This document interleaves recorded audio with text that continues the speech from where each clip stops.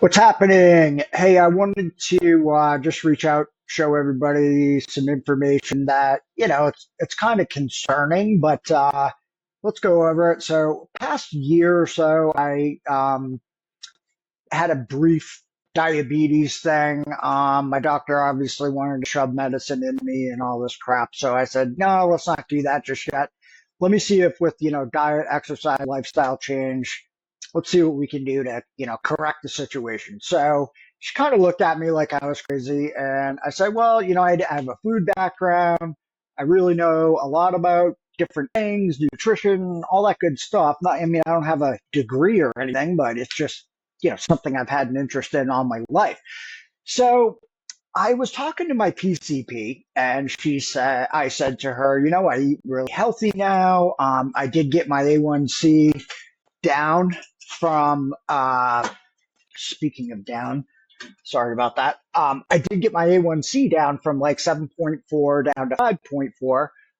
And I did do it with just all diet. And I will tell you, not a lot of exercise. So if anyone wants to hit me up, definitely would love to share with you guys how I did that and what I did. One of the key things, so if you have a sweet tooth, very, very difficult if you get a diagnosis of diabetes. I've seen it from older people I've known for years. They are very set in their ways. They end up getting diabetes at an older age. They're not moving around much anymore.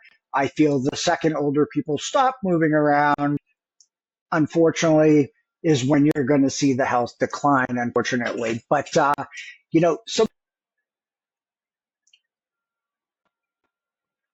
so what happens is these people are so addicted to sugar, they will continue after like major diabetes diagnosis, usually type 2 that's just advanced and advanced to the point where, toes are starting to come off and you know where it goes from there. So you'll still see these people say, okay, I don't eat candy, I've given up sugar, but they're eating exorbitant amounts of processed foods. They're drinking a 2-liter bottle of soda with sugar, or you can drink it with aspartame or whatever fake sweetener there is that does the same goddamn thing to your body as sugar. Okay, so let's look at what you can do. I want to share one thing with you. I want anyone to reach out because I love sharing this stuff. It really worked for me. It's not a gimmick. I'm not selling anything. I am just strictly trying to help people, okay? Here's the next thing that I think is really cool. And this is, I have a sweet tooth, so this has been a challenge for me, a bit of a challenge. Luckily for me, I love fruit, and that is a healthy sugar. You still have to watch how much you eat because it does spike your sugar levels, but if you eat the right fruits, that's what it's about. So I'm not saying don't eat bananas ever or anything like that, but when you eat the fruits that are tropical, let's think like bananas, actually coconut's not really bad for you, but bananas, and bananas are not bad for you either, by the way. But I'm thinking like bananas, mangoes, those really sweet, succulent, satiating fruits. Those are the ones that are going to play with your blood sugar. So you want to stick with fruits like apple. This doesn't mean don't eat those fruits. Kind of moderate them, but focus if you really eat fruit and you want to have that as part of your diet to help lower your A1c and correct your type 2 diabetes. And I'm not a doctor here. I'm not giving anyone medical advice. I am just sharing my experience. I can't wait to get sued next week. Anyway, I digress. So trying to get over sugar, I thought it was going to be a problem. Out of all the things I quit, sugar, flour, rice, pasta, milk, cheese, bread, white bread. I did eat whole grain bread, very, very different, but cut down on that. So that's a lot of changes right there, and sugar on top of it, right? So was able to satisfy my sugar mostly with different fruits, berries, especially like strawberries, raspberries, blackberries, anything with seeds in it. It releases these certain chemicals that really help control your insulin and blood sugar spikes. Very, very interesting. So I do have some notes over to the side that I put down, and wanted to share a little bit more about my story with my PCP. And I told her I was eating healthier, and that was how I controlled it. And I didn't really exercise more. I did start riding my bike a little bit more, but the majority of the year, I wasn't doing that. I was out and about and doing stuff, but not going to the gym or anything like that. So one of the things I mentioned to my doctor at my last visit, which was about a week ago, she mentioned, wow, you really did an amazing job correcting this. Like, how did you do that? And I just told her, like, I usually have like a smoothie or something. That would be a replacement for my breakfast. And she was like, oh, no, no, do not drink smoothies. Don't drink smoothies. Don't do it. I'm like, why? She's like, just eat the ingredients that you would put in your smoothie. And I'm like, all right, I hear where you're coming from, but I just am not going to disagree with you in your office and go back and forth right now. But I am sending her an email in a second, and I wanted to go over it with you guys to just show you that if you're smart, you can figure out some stuff that helps you beat this and lower your stuff without crushing your life, right? So one of the things that was very interesting is that, and I understand why she said that smoothies are a problem. They are a problem if you're pouring like orange juice, sweetened yogurt, 5 bananas, some sort of whey powder with chocolate and a bunch of sugar. Your smoothie sucks. Don't do that. Use something like this. Take a handful of strawberries, a handful of blackberries, a handful of raspberries, a cup and a half of non-fat yogurt. You're going to use a little bit of monk fruit sweetener without xylitol. Throw that in there. I would put in a cup and a half of soy milk. What else do I throw in there? Two tablespoons of peanut butter. And I actually put a teaspoon of spirulina in there because there are some super crazy nutrients you can get from that. And then on top of that, I'm going to put, roughly a tablespoon of chia seeds in there. And you're like, what the hell is that all about? Actually tastes really good. Oh, and a pear. I take a whole pear, take the core out, chop it up, throw the pear in. I don't mind the skin. If you don't like the skin, peel the fucking skin. I don't care. So anyway, now you've got the smoothie that I've made, and I want to tell you why it's way better. Because I think my doctor did give me good advice, assuming I was making the typical smoothie, but this is not a typical smoothie. So what I just explained to you is a great thing. I can give you a full recipe if you want it. Just hit me up. But here is what the deal is. Most people, when they get a smoothie, they get it, grab it, pound it. The thing's done in 2 to 5 minutes, I bet, on average, right? Or maybe 10 minutes. Let's say that. I drink my smoothies because it's a big smoothie. I drink it over the course of an hour. This way, your sugar doesn't spike. You get satiated. Your body processes it a lot better, and you absorb way more nutrients by doing that. And if you like frozen smoothies like me, you're not freezing cold after 10 minutes of chugging one, because I definitely get cold after having a huge smoothie like that. Okay. So this sipping slowly, it definitely protects your blood sugar. Okay. It doesn't spike it. It's controlled glucose drip into your body instead of an intense bang. And it's got a much easier insulin response, right? So the other thing is prioritizing using seeded berries, like I mentioned. So the seeded berries are important because they release certain fibers that actually compound and improve blood sugar control. They're actually help. Okay, so that's really important.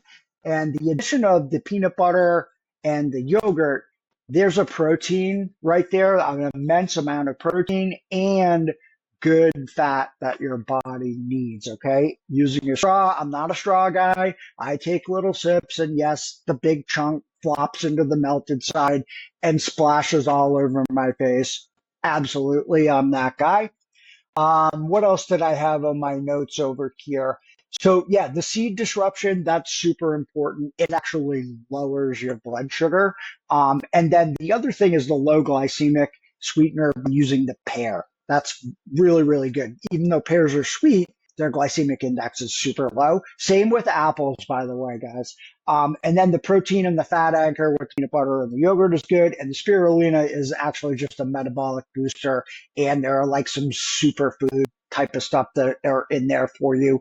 Not necessary. I'm just a freak like that. It's just a way to get extra little vitamins like potassium and certain things that are generally hard to get out of a regular diet. So basically, that's it, man. That's one of the things. And also, stop using honey's okay on occasion, all right? It's not, I'm not saying honey's bad. That will spike your sugar, but it does have some health benefits as well. Just don't go crazy with it. What I did, guys, to get rid of the sugar habit is I now use monk fruit sweetener. Now, there's another thing. Be careful what you get. Go on Amazon. Get 100% pure monk fruit powder. Do not get this shit, okay? This is packed with erythritol, and erythritol, let me just tell you what erythritol is about. So I had heard about this a while back that it was basically a risky additive, and it's very similar to a sweetener that they called xylitol, which you might remember was really popular in gum. I want to say in the 90s, maybe 2000s, and then it kind of disappeared, right? Well, there's a reason for why xylitol, which for a decade plus was the greatest wonder sweetener ever invented, and they allowed the American public to pump it into their veins for 10 friggin' years. Oh, Cleveland Clinic does a study now that we have 10 years of miserable failing health of countless Americans. So now we have a sudden blood clotting risk because of xylitol and erythritol. Hyperreactive platelets, which cause these blood clots, crazy thousand-fold spikes directly caused by these two additives in your food. The other thing, it also increases huge risk of attacks, very much like heart attacks and strokes. It's unbelievable. So when you buy this, 98% of this is xylitol, or I'm sorry, whatever the frickin' one I just said was. Urgh, erythritol. There you go. There's hardly any monk fruit in this. Don't buy this. It's not good for you. Not going to gain weight. Not going to have, if you're into wanting a heart attack or a stroke, go for it. You're into blood clots. Scoop this stuff up. Get it off the supermarket shelves. Blood vessel constriction. These are newer studies that were just released. Vessel tightening. Impaired clot breakdown. It's nuts. And then the digestion, that's a whole nother thing that throws a whammy into it, which what they found, because it's a hidden filler, it does not digest well in the gut. So what I wanted to show you is I actually kept the container, but this is not really Splenda's, risky additive laden frickin' thing here. I forgot what I wanted to bring over here. So I wanted to show you kind of the difference between, the xylitol and what I have in here, which is 100% monk fruit powder. You get it on Amazon. It's way cheaper than buying this because you will go through 200 of these before you go through one bag of the powder. All right. So here's the difference, right? This is what, ladies and gentlemen, a teaspoon, 1 teaspoon. So if you're a coffee drinker and you like sugar in your coffee, you're probably putting anywhere from 1 to 7 of these in the Dunkin', right? Yeah, 5. You're not going to put anywhere near that amount. This is an eighth of a teaspoon. No, I'm not going to throw this up my nose either. This is an eighth of a teaspoon that is equal to a teaspoon of sugar. And that actually might be a little sweet. So you're using very little of this all natural, 100% plant, no added anything, and no funky taste, especially if you're putting it in smoothies or anything. To just taste it on your finger, it's way too potent to do that. It's not going to taste good. It is going to leave a foul taste in your mouth after a while. So don't taste it like that. It's too strong. When you mix it in, go light first. If it's not sweet enough, just keep going with an eighth of a teaspoon. But you'll notice, like, if you dump a half teaspoon in and you were supposed to just put one of these, it's going to be way too sweet. It's not going to taste good. All right. That's my nutrition rant for June 9th. I hope you enjoyed it. And like I said, DM me if you need some like nutrition tips. I dropped 30 pounds, which was too much. I'm putting some back on now with a really well-balanced diet. And hit me up for some ideas. I'd love to share. Peace.